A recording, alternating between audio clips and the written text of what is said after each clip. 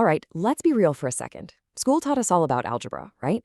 But not so much about asset allocation.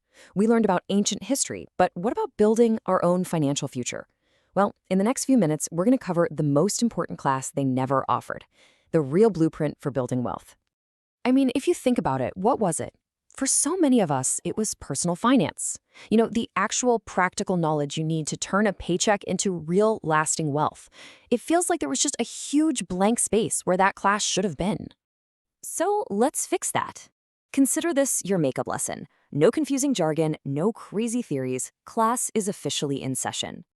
And here it is, the whole game plan on one slide. It's a simple 3-step blueprint. First, we're going to build a rock-solid foundation. Second, we'll start the engine of growth. And finally, we'll fortify that future to make sure everything you've built is protected.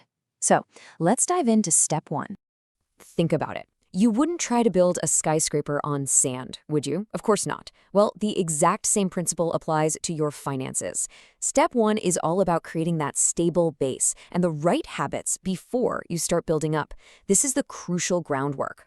And the core of that groundwork is a huge mental shift called pay yourself first.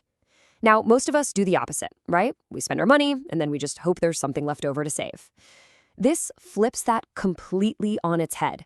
Your savings, it's not an afterthought. It becomes the first, most important, non-negotiable bill you pay every single month. It's a direct deposit to future you. So how do you actually make that happen? Here's a super simple but really powerful way to start. The 50-30-20 rule.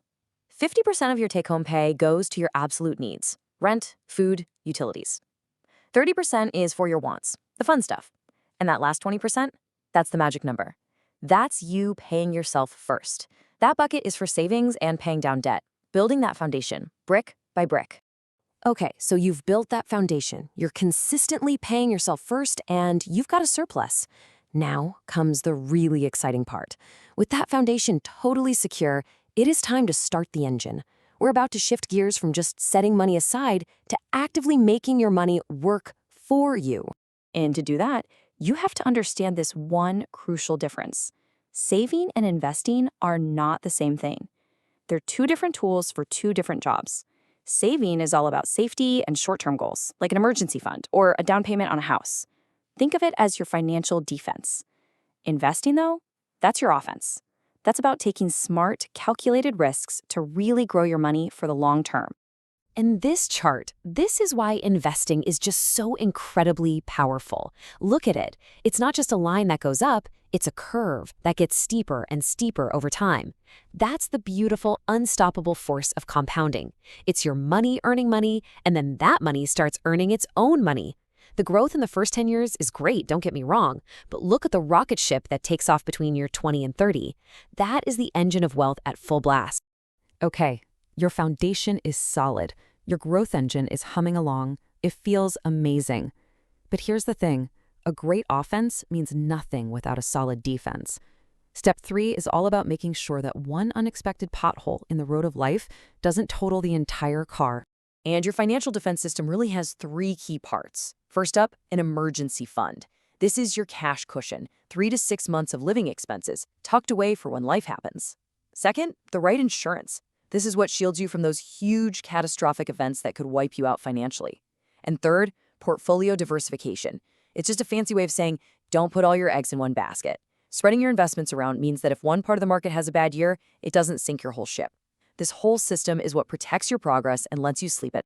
So with the foundation built, the engine running, and your defenses up, what can this system actually do for you? Let's put a number on it. $500,000. For a lot of us, a number like that can feel, well, impossible, right? Like it's for someone else. But what if it's not? What if it's just a math problem?